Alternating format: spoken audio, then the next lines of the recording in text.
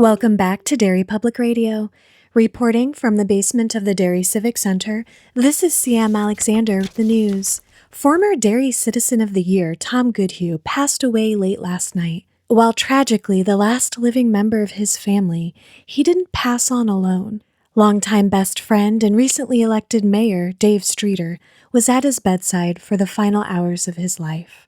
Mrs. Streeter told us Dave never left his side, watching over him until the end. May we all be so lucky to have a friend like Mayor Streeter. You're listening to Derry Public Radio. This is Derry Public Radio.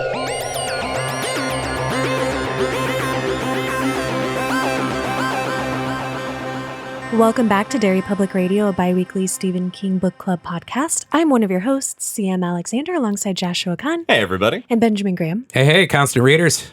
And today we are continuing our Patreon selection series with a pick from Tony Horstman, Full Dark No Stars, and we are covering the novella Fair Extension.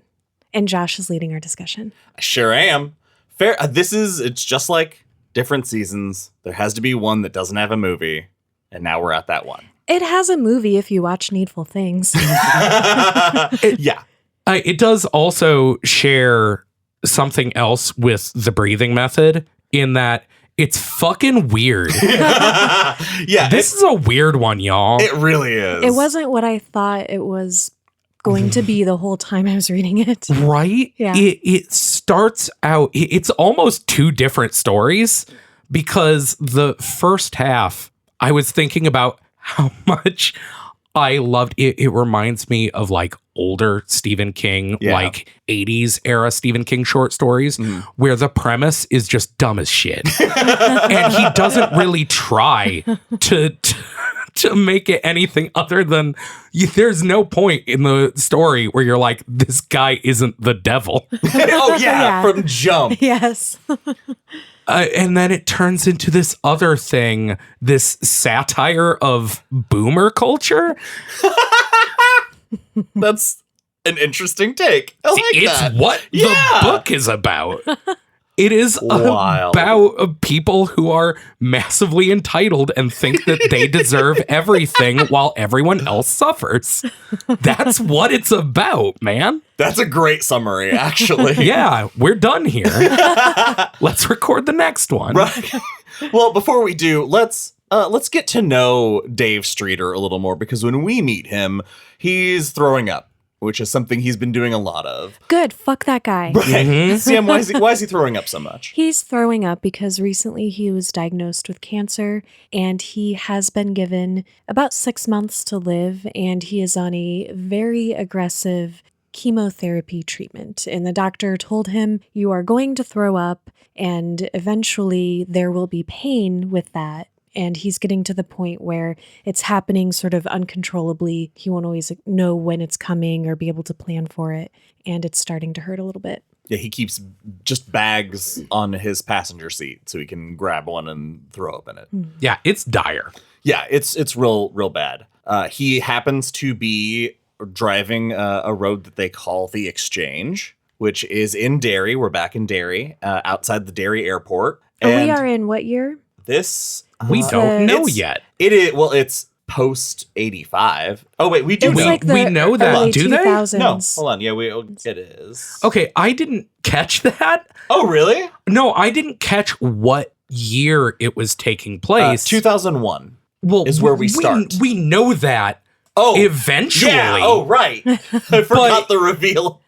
There is a very big reveal. You'll never guess what it is. It's wild. The way that this story marks time is the strangest thing. I thought that the things that are marking time were reflective of what he's going through, the deal, because it's bad things happening to people. I don't know. I just thought that was weird. It's also ties into the thing I said, what the whole thing is about. It's Streeter kind of represents upper middle class pieces of shit that are, like I said, entitled. And he believes that despite all of this terrible shit that's happening in the world to other people, things are great for him. So fuck him. He's a psychopath. He is absolutely. It's weird. I've been watching. This sounds so bad. I'm sorry. Signs of a Psychopath on HBO Max. Sure. As I eat my lunch every day. Nice.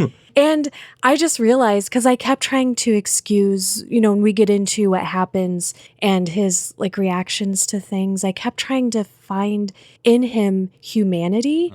And when I went back and re-listened and then I reread it too, I realized how crazy and like unfeeling about other people he can be. That's just like psychopathic traits. Like truly, it's interesting. It is. I have so many thoughts about it. It's so interesting, but we have to get to that point before I start talking about it. I also do think what you just said is very interesting. We always see, not always, we most of the time see deal with the devil stories of a good person being corrupted. You never consider the fact that like, oh, what if he just like made a deal with a sociopath? What kind of shit happens? And we get some of that. So we let's get to Elvid. Jesus Christ. Jesus Christ. I have never rolled my eye. I have never rolled my eyes so hard in a book. It's a good pitch. You know exactly what you're getting into. It's like I said, I get past it because it's so silly that once you just go, he's not trying to hide it. That's not part of Elvid's this. a goofy guy. Yeah. The point is that it's right on the surface. It actually makes the payoff of the story better because it shows our main character, Streeter. At no point does he think, well, he says, no, he's just a crazy guy. But it's so obvious what happens. It's so obvious who Elvid is and that he has to know this is a literal deal with the devil. Right. And he does it anyway. And that's what makes him a fucking terrible person. Yeah. So let's talk about the fair. This man, Elvid, has a roadside stand where he sells extensions. There's a line. I know sometimes we get bogged down in these. There's a line where he's talking about how he's slimmed down because of the cancer and the chemotherapy. And as he's running across the street, he describes his shadow as the ghost of Streeter yet to come. And I thought that was so fucking cool. Really good. Yeah, no, he comes up on this guy and he's watching TV at a roadside stand with a sign that says fair extensions. Fair price. Fair price. So you know how people that don't like Stephen King will kind of imply that all Stephen King books are, I took X normal thing and made it scary. Right. Is this Stephen King just trying to make the word extension scary? In some interview, he talks about the inspiration for this story was literally going on walks past this thing, and it gave him the idea. Just past an extension? Yeah. That's so funny. It's so silly. The pitch, though, two things. One, I listened to the audiobook for part of this, and hearing Deke Simmons be the devil was really hard for me because he's just so sweet in 11/22/63. Yeah, and that's the exact same voice. But the other was the list. He's so charismatic when he initially is riffing the extensions he sells. Like, I've sold credit extensions, dick extensions, hair extensions, love extensions, and it gets more like ethereal and weird and from there. Not things. He's explaining this, and at first you're like, sure, I guess. I get what they're doing. He is going to make him a deal to extend his life. Fine. But he's describing all of these, and he's like, credit extensions. I'm like, yeah, that's a phrase, I guess. Hair extensions, yes, that is a real thing. There was a guy who wanted to be a fighter pilot, but eye extension. I gave him eye extensions. Yeah, that means nothing. It means exactly what it says. His eye. He made his eyes long. Good for longer. That's not what extending means. It extended the quality of his eyes before his vision deteriorated. Can you extend quality? Is that a thing that you can extend? you can have an extended car warranty, and that I really, will. You know what? I don't You won want me to do over. this. It's nothing. It's again, but also I have to say I enjoy this. This is silly in a good way. As silly as that one, I really loved the reality extension he gave to an artist who was going mad. That and then like he gave me a painting. Anybody I'd know? Oh, just a Renaissance guy. Yeah, right. It's all right there from the very beginning. And I love Streeter's like, this guy's amused me and taken my mind off dying, and I really appreciate that, but he's crazy, right? Yeah, he had to have come here from Juniper Hill. Mm-hmm. Yeah, it's reference. He must be out like on a day pass or something. Okay, before we move on though, I can't get past this. Mm-hmm. What extensions are you guys picking? you gotta extend something. What are you extending? If I've got to, gun to my head, I've got to extend something. Gun extension. Gun extension. I would get a time extension so that I would somehow, I don't know how this would work, but I'm not the devil, I would have more time Yeah, to do likely. things that I need to do. That's really good. So maybe time would stop for me while I was working and then start Just again. give you a hyperbolic time chamber from Dragon Ball Z. Fuck Yeah. yeah. I would get a home extension. And Just have a bigger house. yeah, but it would stay the same size on the outside. You'd have a Whoa. house I'd of have a leaves. TARDIS. You'd have a house of leaves. Yeah. I would have a house of leaves. So I just said. Oh, yeah. Sorry. No, No, you said a house of leaves, like made of leaves, right? I don't really enjoy this tonight. Wait. You know what? I appreciate your honesty. What would you do, Ben? He's just blinking into the microphone. Everything I got is the right length. I don't know. You're too blessed to be extended. That's what they say. Too blessed to be stretched. Wow, that's sexy. Too blessed to be stretched. I can't. I can't, everyone. Happy of Pride, us- by the way. Both- Don't worry about it. Josh, you've chased away me and Ben. In one novella. It's all it took. We just had to find the right novella. I was excited to talk to you about this because Yeah. of how much you love Needful Things. I do, yes. And that kind of character. This whole shit is right up my alley. I did spend the whole time wishing it was Leland gone. I can't even lie. I did too, until Streeter, when he starts to kind of push back, he's like, okay, crazy guy. In the audiobook, he gets serious on him and yells, and it sounds like the Pennywise voice. For just a Yeah. second, he has one short phrase.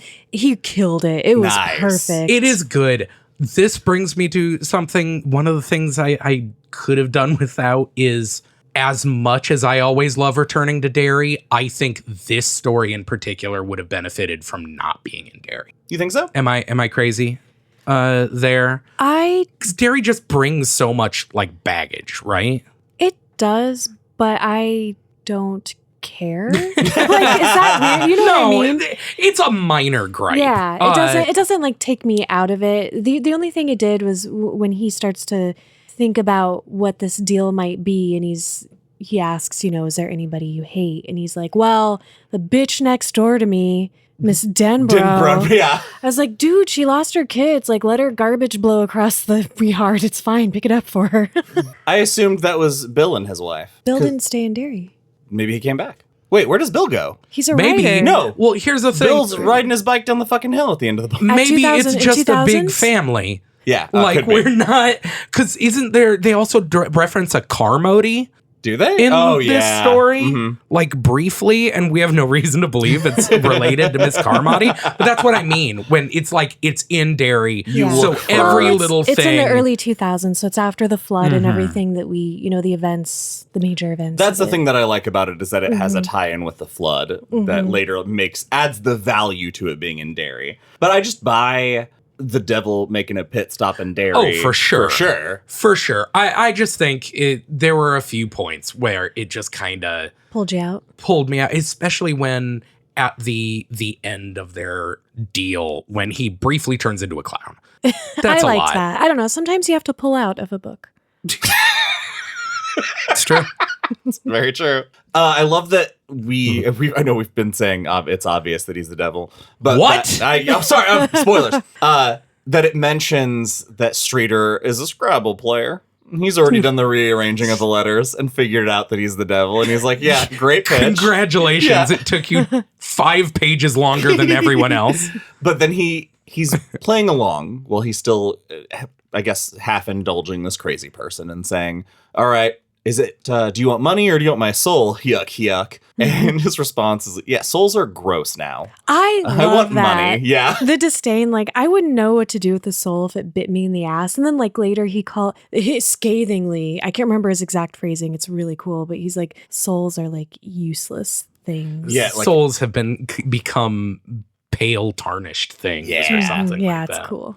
it's really awesome. But it turns out he wants the money. He wants 15% of his income over the next 15 years. Did you guys, I kept thinking until I realized he was a piece of shit, that Elvid had some sort of supernatural hold on him to kind of push things in his favor of wanting to make a deal because of how he subtly changes in appearance, like kind of drops the illusion a little bit. I thought maybe I was kind of thinking of that almost as like a McGee push. Like sort of forcing some sort of will. But then as we go through and we hear more about Streeter, I was like, oh no, he didn't need to push.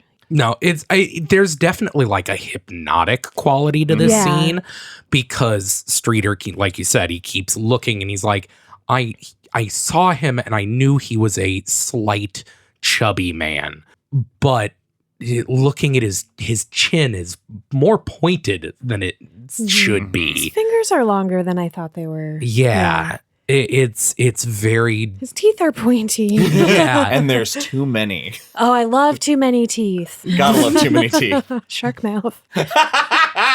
So what did you guys think of that deal? 15.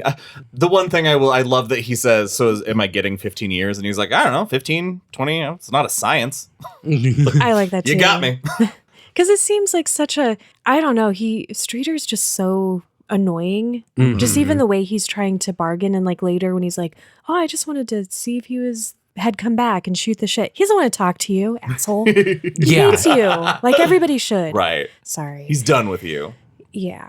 So what do you think of that offer? Would you take that 15% of your salary for whatever your extension? No, I would not deal with the devil personally. Yeah. Yes. Oh, that would be metal. Would be pretty metal though. Yeah. Am I at a crossroads? Nope, just an extension.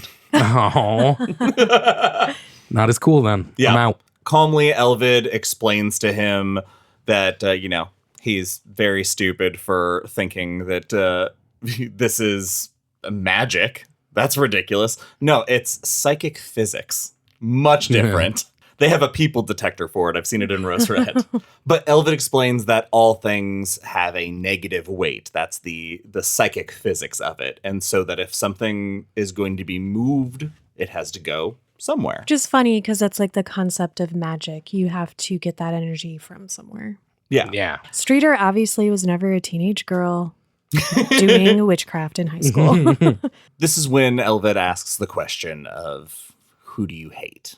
And he hems and haws. He gives some joke answers, and we get one of those little transformations where He's suddenly 3 inches taller. yeah, I love the rules of this too, because he's like, it has to be somebody that it can't be an anonymous person because that doesn't work. Mm-hmm. And then he doesn't say anything else about that. It just sort of leaves you with the impression that, oh, somebody tried to do that and that's how they figured out it didn't work because something crazy happened. Yeah. And then he's like identifying, people who we all know, like Hitler, like big people who we could all hate. And he's like, no, it has to be somebody you personally know.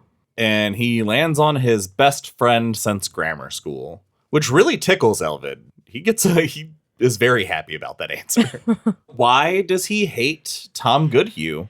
Okay. Go for it, CM. I've wondered this through the whole thing, if his perception of what Tom did is even accurate. Yes. 1,000%. Because he's such a piece of shit. So he hates Tom because Tom is better looking than him, more talented. He feels resentful because Tom is a smart guy, but all, throughout school and high school and college, he would just sort of use Streeter to help him with his homework when his sports stuff was at risk he was because a of his football grades. star.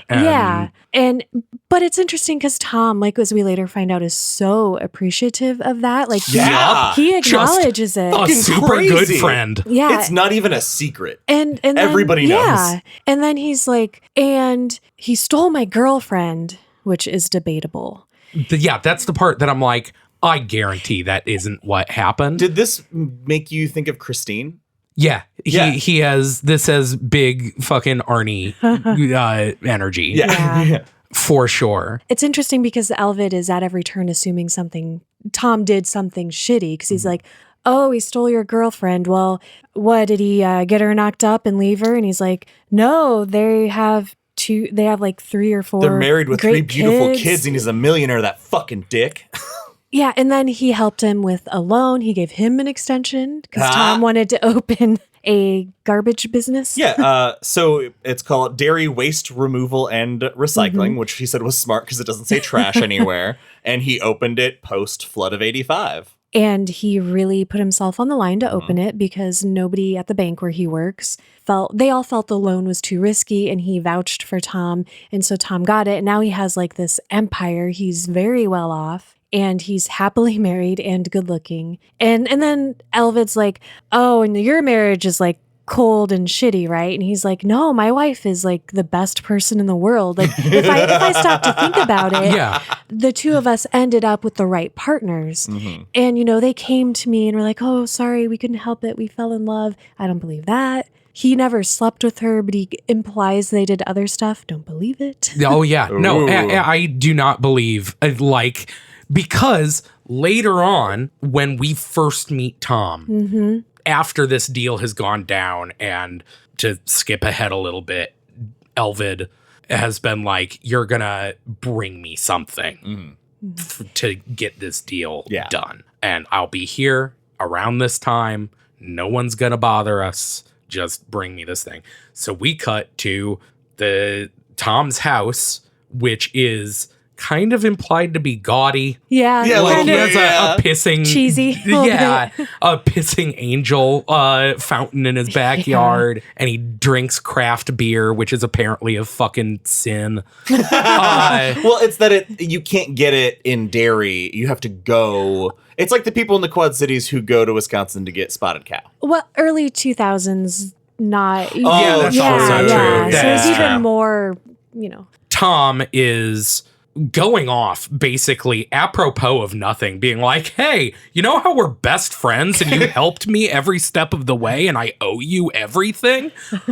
Let's hug. Well, and he's like, the secret to my success is the woman I'm with, and I owe that to you too, because I don't know if you remember this, but you introduced us. That's not something a person would say who stole your girlfriend. I missed that line entirely. Yeah. This guy. Oh my God. There is no way that Tom is like just not thinking, hey, I know you were dating this girl. Yeah. When he's so we kind started about dating. Everything else. It doesn't make sense that he would be that flippant or cruel about stealing his girlfriend. So that's why I don't believe. Well, that quote unquote apology could have been we're all 3 such good friends, and now we are. But we're gonna date, and because that's they probably the apology. knew that he liked her. Yeah, but he interprets it. He interprets so it the way he does. crazy. Oh, we skipped. That threw a wild theory of mine way out the window. Never mind. Dang it! No, I'll talk about it anyway. Okay, well, I love being wrong. We do need to rewind real quick because let's talk about the testing of the deal. Try it before you buy it. That's right. Yeah, when they end the deal, they do the handshake, and he's like, "All right, cancer's gone." Streeter's sure, all right, and he's no. 7 to 10 days of health is what you've got. Go get yourself checked out. Do whatever you have to do to verify that right now you are cancer free. And he does. He goes home and he hugs his wife, and they have he eats a meal for the first time, like a full big meal. and goes to the doctor and gets checked out. I love it. There's not much that happens when he comes home and he's in the kitchen, but when he walks in and it's described as looking like a kitchen in a dream, I love that. Yeah. That's cool. Mm-hmm. I love too the exchange between. It's the first time we meet his wife, whose name is Janet. Lovely.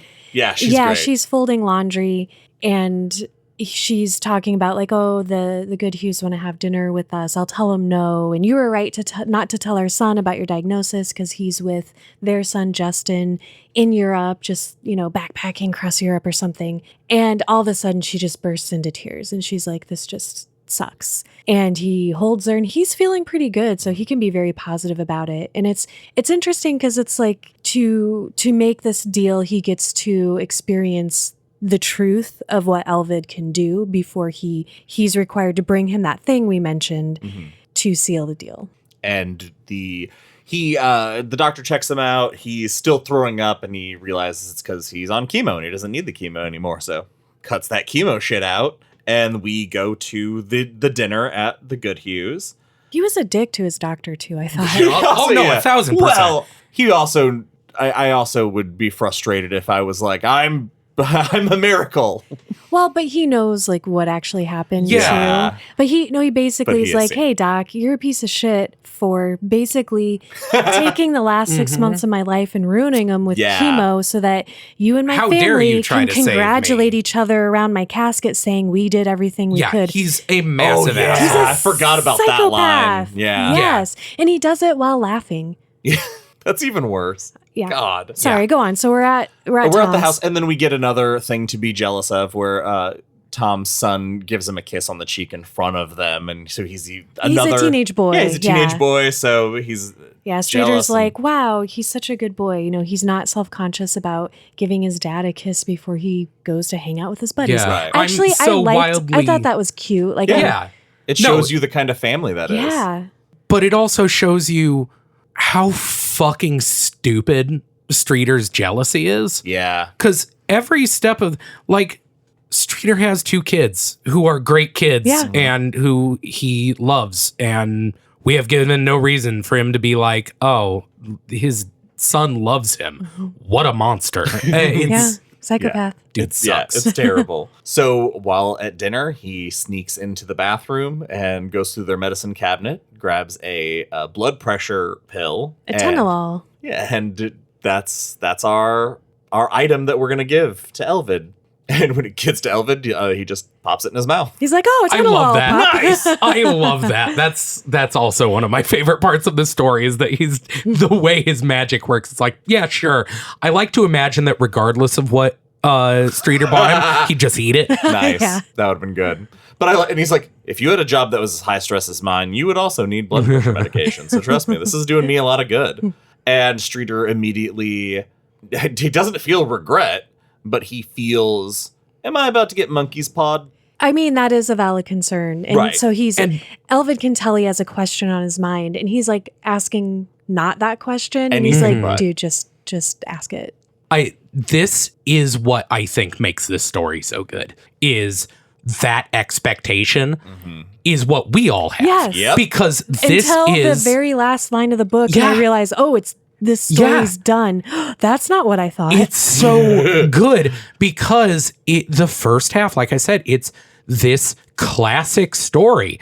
It is so by the book that we as readers are like, yeah, we know all the tropes. Now is the comeuppance.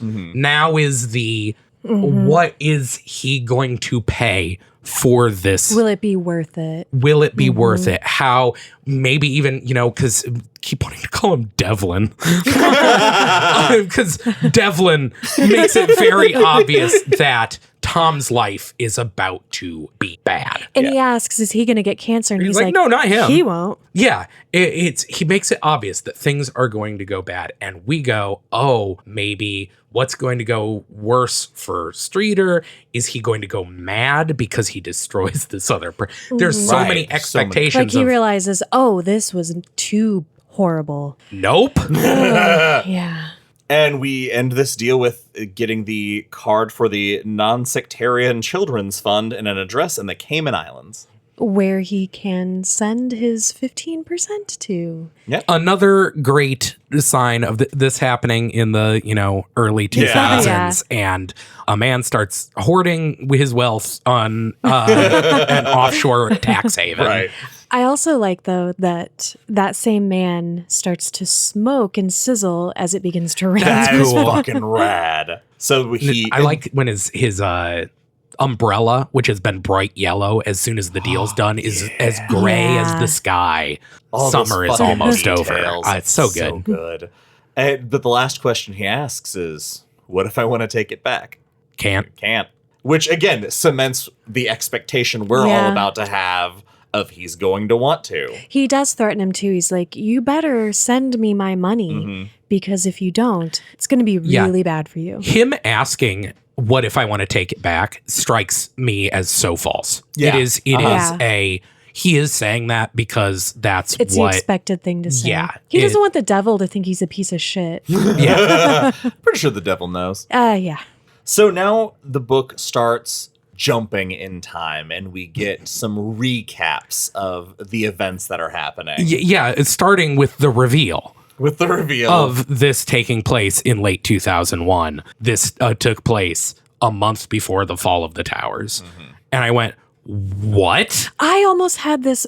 I'm sorry, I can't remember what story we were reading recently-ish that something bad happened that was kind of related to this more personal story.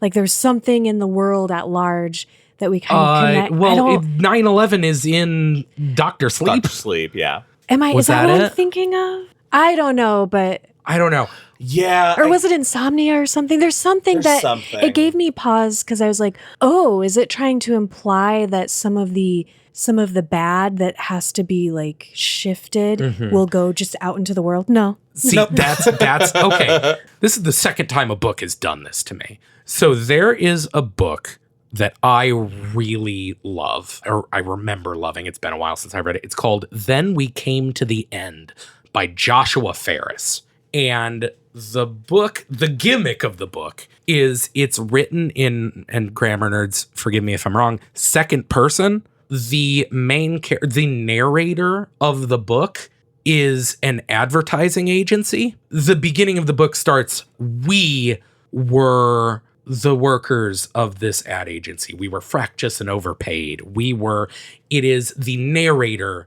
is the collective of all the people that work in this office. It's really interesting. It's really cool. And mostly the book is just the story of the lives of all of these people as they work in this ad agency. And 3/4 of the way through the book, as the action is winding down, there's this big moment, this big cathartic moment, and the chapter or the segment ends with, and that was September 9th, 2001, or something like that. And the first time I read this book, I went, oh my God, the whole story takes place in the World Trade Center. Oh my God, what? And then I remembered 3 sentences later, this has taken place in Chicago the whole time. They never say that this, it is very obvious this does not take place in New York. It's just throwing that in as here's a marker, and that's a big symbolic thing to be it's taking place at this very specific time, and things change from here on. I think it's a testament to the quality of this story that even though our expectations were very different, sounds like all three of us, I thought Tom was going to die in 9/11. It wasn't a disappointing... I really thought Tom was going to die in 9/11. That would have been I'm glad that didn't happen. That would have been weird. Honestly, I would have been glad for Tom. Okay, Yeah, sorry. No. I was just saying everything we thought that we were kind of building to be bigger. It's not disappointing that it's still, it's not that. It's still very personal, close. Yeah. Now let's get to some of these time jumps, some things that have gone on in their lives. So by the end of 2001, we have Streeter is cancer-free, and Norma has been diagnosed with an aggressive form of breast cancer. Ugh. In June... A completely innocent woman. Yeah. Yep. June of 2002, Streeter gets a promotion. His daughter gets into Columbia, and him and his wife go to Hawaii. And wouldn't you know it, on the last night of their trip, Norma dies. And Streeter couldn't give a Fuck. shit. He was just psyched that they missed bug season in Derry. That's literally his Yeah. response. He's like, yeah, she's dead. You know, the good news is we missed bug season. It's like back-to-back thoughts. It's horrible. This story made it so now I can never write an idea for a short story I had years ago, which is a story about two best friends who one of them is extremely lucky, and every time something good happens to him, something bad happens to the other one. It takes place from the guy with the bad luck, and he becomes obsessed and convinced that his friend is like stealing his luck. So he starts sabotaging his friend's life so that his life will become better. And the more, and the now I'm last like, prank that's big. happens in September of 2001. Yeah. Yeah. How did you know? I've read it. And it's called, no, there's no Twin there's Friends. I was just going to say that. That's how you know it's a keeper title. Twin Friends was in my head. We're both sick. You guys are my twin friends. Aww. Aw. You guys are my twin towers. Are you okay, Ben? We can't release this. I've been called someone's albatross before, but I've never been called her twin towers. I apologize. so sorry, everyone. I'm sorry, too. That broke my brain. I cut it off. Cut it off. It's staying. It's staying in. In 2003, Justin makes the Dean's List at Brown, and he invents a video game that he sells for a shitload of money. Which is cool. Great. It is not worth the diversion, but I have to because I'm adding Walk Fido home to Stephen King media I most wish existed in real life. Yeah, I'd play that game. I thought you were going to tell us about a game that you were going to develop that you can't now. I can't. So yeah, all great on the Streeter side, while on the Goodhue side, Carl Goodhue is found on the floor of his dorm room having had a heart attack that left him brain damaged from lack of oxygen. It's This fucking sucks. It's the brutality of immediately saying he was lucky that his roommate got to him when he did because they got him just in time for him to be as deteriorated as possible without being dead. He suffered a lot of brain damage. Yes. Yeah. I think the most heartbreaking thing is the way they describe when Janet describes the look in his eyes, because he moves home and they take care of him at home, and she describes it as when you can see like he doesn't know how he got here. He remembers everything about who he was and now doesn't know. Understand why Yeah. it's like this now. In 2004, May got a job with the Boston Globe. Justin made a brand new video game, and Streeter got promotion and took Janet to Cancun. Tom's accountant embezzled $2 million from the company and nearly bankrupted him. 2005, Jacob Goodhue met a girl and got married. Yay. Oh boy, the wedding, that gave me a lot of feelings. The end of this, so it's the first good thing that has happened to the Goodhue family. And during this event, Gracie, their daughter, trips down the church steps and breaks her leg in two places. And Streeter says, until that moment, Tom looked happy for the first time. This is so disgusting because he's like, and you know what? I don't begrudge him a little happiness. Yes. Because that makes it worse. Yeah, it makes it sweeter for me when shit sucks because he's had a taste of that happiness he once knew. Mm-hmm. So he can remember what it felt like when life was good.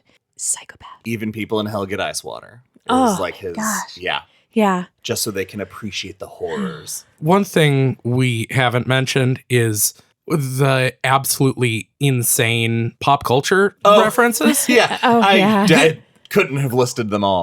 I would have just read the book. When I mentioned earlier the way this book tracks time for us to be like, oh yeah, I understand the length of time. Yeah, Michael Jackson died. Yeah. At one point, I think it's when he's like, oh, their daughter got married. But to place it in time, they mentioned Charlie Sheen getting divorced. Like that's a big cultural touchstone for us all. It's hilarious. Yeah. They use Kiefer Sutherland getting a DUI, which becomes a tag for a joke later. Yeah. Yeah, that's weird. It's super weird.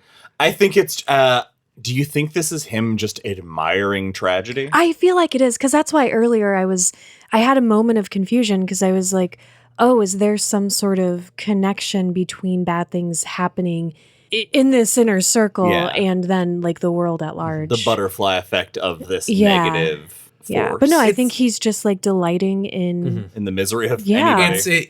He is obsessed with everybody is suffering. Except for him. Me. Yeah. And that's right. He's the Elvid. Yeah. It's fucking A. He sucks. Mm-hmm. So the honeymooners went to Belize. Justin spent the entire time in the hospital because he got sick. That year, Tom also got gout and started walking with a cane. His hair is also getting gray, and he's looking worse and worse. Oh, it's not silver. It's gray. Like Streeter even comments on how great it is that his hair isn't like the good gray. Fucking piece of shit. Fucking asshole. In 2006, Gracie got all her teeth fell out. Yeah, all her teeth fell out, and she doesn't have a sense of smell anymore. Doesn't even get fucking Tommy Knocker's powers. Right? And it also mentions that at this time, the two men, because Janet won't come to the house anymore. Norma has since died, of course. So Janet feels bad about it. She's not being a dick like Streeter, but she's just like, I can't watch all of this happen. It breaks her heart. Yeah, because she loves them, and her any time these things happen, she is feeling for them. Like, she hurts. Yeah, because their friends are hurting. We get a moment of her breaking down and him being like, "Oh, it's okay. No, look at us. Yeah, we're happy." So there's the two men still have a weekly dinner though. What did you think about finding that out? First, I thought, well, he's trying to be a good friend, you know, because I'm still trying to convince myself. And I'm like, oh yeah, it's just so he can keep tabs on his misery and just delight in it. So they get hammered. Tom is hammered on gin. He's like stopped drinking craft beer. He's drinking this cheap ass gin, and he collapses in Streeter's arms and is crying, and he is pounding his fist on the back of Streeter. And he says he doesn't mind his friend letting it all out and pounding on his back because he's not as strong as he used to be. And that's pretty great. Every moment of kindness he shows, the explanation that we get for it is so disgusting. Yeah. That was also the Dave and Janet's 13th anniversary, and they celebrated with fireworks. Lucky them. 2007, Gracie's husband is killed by a drunk driver while she is 4 months pregnant and destitute because he let their insurance lapse to save money. And when Janet is crying over this newest tragedy, he says, wow, with their luck, the baby's going to come out deformed. And she was like, don't say that. Like, she gets very upset. Yeah. And he's like, well, if you say it, it won't come true. Yeah, that phrasing. The phrasing of if you say it, it won't it's come true. In that moment, I had a brief. I'm like, does she have any indication she's married to a psychopath? Does she know at all? It doesn't seem like it. Because it doesn't seem like it. I mean, we are constantly told their marriage is better than ever. Mm-hmm. But yeah, every time they have a talk, he says something. But she interprets it as super positive, though. Yeah. It's weird. Okay, sorry. When later on he's like, she says like, life isn't fair, and he's like, sure it is. We all get the same opportunities. Life's not fair. Yeah. So this is I mentioned earlier I had a theory that you destroyed, Sam. And it's here where I had it because of this conversation. If you say it, it won't come true being such a fucking outlandish thing to say. I'd wondered whether I don't want your soul was an entire misdirect anyway, and he sold his soul with the deal, and so he's been soulless this entire time. Well, I mean, yes. That I don't think that's a theory. I think that's just what happened. I mean, it doesn't sound like he had a soul beforehand. I don't think I also think that's part of it.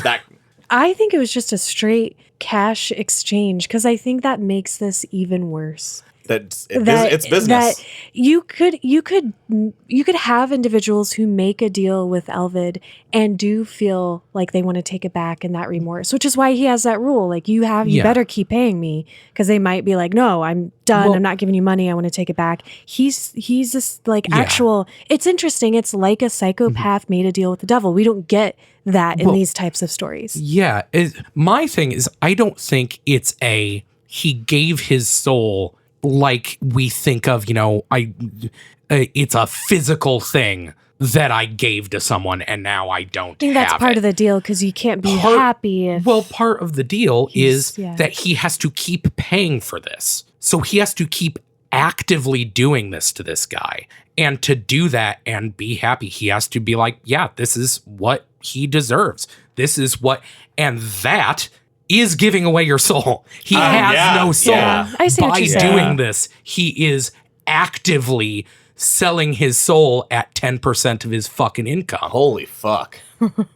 So back in the timeline in 2008, the baby is born, not deformed, but deceased. Streeter still has the weekly dinner where they cry, I guess. Yeah. And we find out that at least Jacob and his wife are still doing well, and that'll never change. The EPA closes Tom's company, and the government threatens lawsuits and jail time for illegal dumping and pollution. And this is where we find out that Streeter has been driving back by the extension, hoping to see Elvid. And, To shoot the shit. Yeah, to hang out. In 2009, Jacob murders his wife in a blackout. Does it say she dies? Yeah. Oh, I missed Yeah, that. he kills her. Oops. Carl chokes to death on an apple slice. And we get our last scene with Dave and Janet about life being fair. So we have all of the... I can't be alone. We were all hoping Tom would be dead by the end of the story, right? Like, Well, yeah, you just spend the hoping. whole... Well, no, not Tom. I was thinking Streeter. Oh, I just wanted Tom to just be free. To be free. Yeah. I don't know. At this point, I was like, oh, this isn't really about Tom. I don't know. Yeah, this is where I realized, like, there's never going to be the swerve. This guy isn't going to get what's coming to him for making this deal. It's exactly what he wanted, and he's extremely happy. And we're ending the story with him, with everything being fine for him. It's like the bad guy won. Once again, and it all came at the cost of his soul. Like, he is an evil person, and we know if we take the deal with the devil, like, literally, it's not gonna last forever. He's going to die. Yeah. Yes. And what happens to him then? The story leaves us going, boy, I sure hope the punishment of hell is real, I guess. Well, I have... I got a little something to say about that, actually. So the last moment that we're kind of left with them is they see a shooting star, and Streeter wishes for more. This isn't enough. And that's the disgusting note that we get to kind of leave this on. And this is obviously not a morality story. We established that. It's a story about psychic physics. We established it early on. This story is about how it is going to have a horrific end for Streeter. And Streeter tells us that at the very end. Because after his 15 years are up, the law of averages, in this conversation about how life is fair, he goes to great lengths to say any banker worth their salt will tell you that in the end, it all balances. And so what I read in the end is Streeter wishing for more, still not seeing that his scale has to balance out eventually. And when this 15 years is over, what fate awaits him? I hope he turns inside out. Because I don't want anything to happen to his wife or kids because it's not their fault. They wouldn't, because he doesn't care. I want to know, could you look at this story from the perspective of Elvid was not the devil, he's just some scam artist, and everything that happened was going to happen anyway. So Streeter, maybe there was an issue with the MRI, or maybe it was some sort of like crazy healing thing, and everything that happened to Tom just was a horrible bad luck, and everything that happened to Streeter was just what was going to happen in his life anyway. I mean, I guess It's possible. I think it's written in a way that it could be real or not. Well, what does that because what would that say about Streeter? Because he's still so, even if it isn't real, his glee at another person makes him just as evil, regardless. That's kind of how I looked at him the whole time. Interesting. Like, I really like your theory about it is him selling his soul, but I'm like, this could all have just happened. And he's just paying this guy for no reason, but Yeah, and he's just A piece of shit. still a soulless person. That's a really cool theory. I like that. I had a little game I was thinking about, and it turned out I was dead from the start. And it was that I was going to pitch if there were any other characters we've met in the world of Stephen King who could have made such a deal. Unbeknownst to us. Yeah. And like the results of some of the things that we've read about were those balances. Right. Like I thought about Harlan Cottery and about how these two friends that are neighbors and one of them starts achieving all the success and one of their lives crumbles around them entirely. But that theory falls apart when his own daughter dies.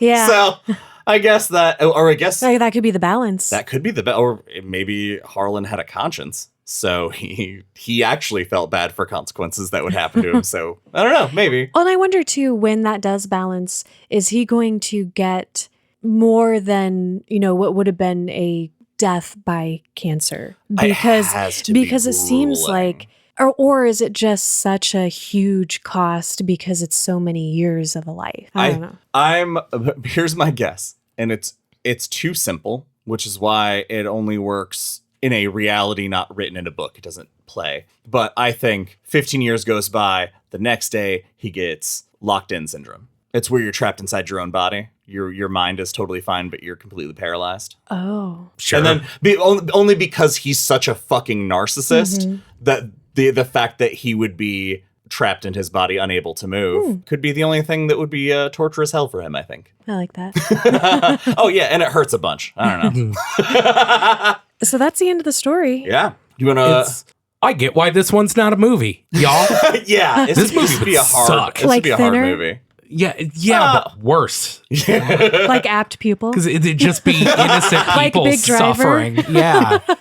We've watched this movie. We've watched so much suffering. We have. So before we get to our ratings, I decided I would take the discussion over to our Discord. Shout out to our Discord community. You guys are amazing. We have a book club chat sub area that I asked this question in, and some people sent their responses. So what I asked was, because this is a deal with the devil story, it's a classic trope, there are millions of them. What is your favorite deal with the devil in any media, whether it be movie, book, anime? There's millions of these stories. So what is yours?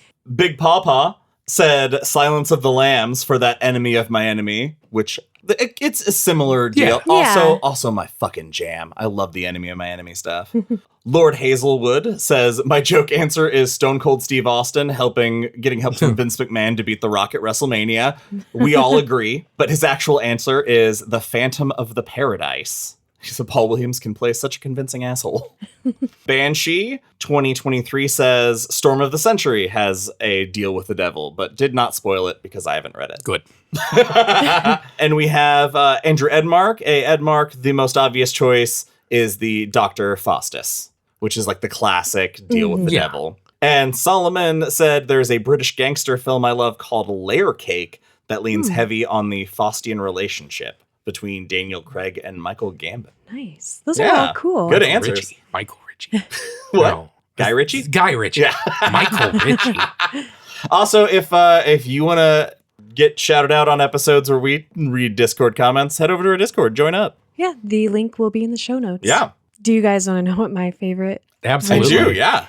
It's an episode called Something Ricked This Way Comes. Rick and Morty. That Season is a 1. really good yeah, episode. Summer works for the devil and he opens a shop and There are so many Needful Things references in that. Yes. Mr. Needful, that's what his name is. Yeah.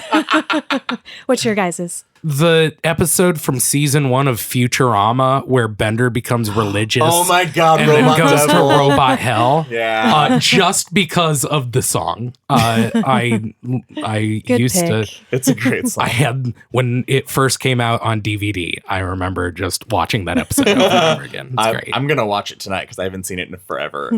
Mine is a movie, and it's not a very popular movie. It's one of my favorites, though. It's from the 2000s, Bedazzled. Oh, with- the remake.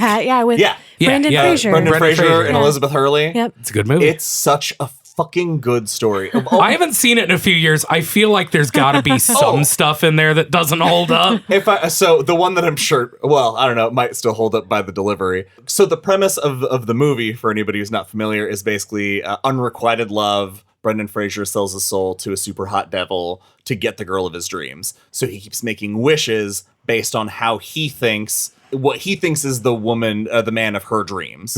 So at one point he wishes to be a famous athlete. So then it cuts to him in a world where he is a 7 foot tall basketball player, but he's got a little dick, right? He's got that's the twist. A super tiny penis, and he's a huge moron. One of the wishes is to be like a successful writer, I think. And that's the one that's almost entirely perfect until they get to the bedroom, they kiss, and then he he's goes, like, I'm gay. And then they reset. But actually, my favorite one is when he wishes, I wish to be the most sensitive man in the world. Emotionally. And she goes, damn, I could have had fun with that one. It's just, I do remember liking that movie. All right, let's rate this. 4 out of 5 blue chambray shirts. This is just a good fucking short story. It's a quick read.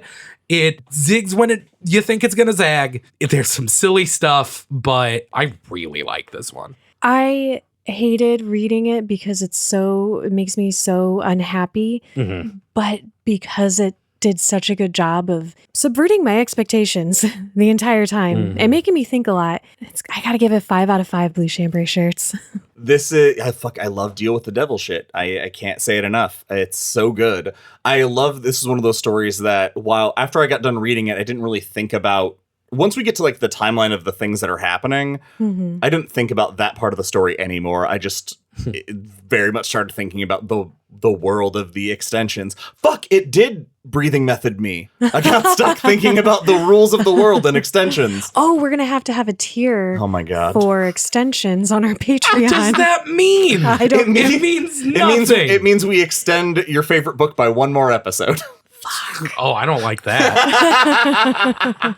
But yeah, I liked the subverting expectations. I like that I keep forgetting what book I'm reading because I keep forgetting all these books are going to be dark as fuck. Yeah. And there's never going to be freedom. 5 out of 5 blue chambray shirts. And that is it for this episode of Derry Public Radio. As always, thank you for listening.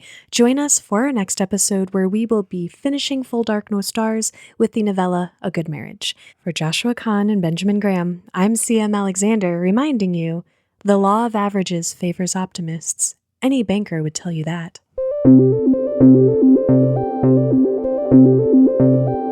Hey everyone, CM Alexander here. Thank you for listening to Full Dark No Stars, Fair Extension Part 3. We hope you enjoyed it. Before I get to the usual stuff, I need to give a shout out to one of our listeners for a theory he posted in our Discord during the drawing of the 3 episodes that we were going to mention and failed to do that. Kevin McCoy. Kevin, we're so sorry because you made an excellent point. He pointed out that the 3rd card Roland draws in the Gunslinger is death, and Mort means death. So that solves the confusion about who Roland drew in that 3rd door. Thank you, Kevin, for sharing your thoughts on that. I mention this in the outros a lot, but we really love hearing from all of you and having these conversations. Joining our Discord is a fun way for all of us to do that, and there is a link in our show notes for you to follow to join all of our discussions. You can also keep up to date with us on social media. That's Derry Public Radio on Facebook and Instagram, and Derry Public on X. You can also email us at derrypublicradio@gmail.com, and you can chat with us on our Patreon, patreon.com/derrypublicradio, where you'll also get merchandise and perks and bonus episodes every other week where we explore all kinds of formats, topics, guests. It can get pretty strange there. Also check out our Etsy store for lots of fun merchandise, which you can get discounts for on our Patreon tiers. That's all for now, listeners. Goodbye.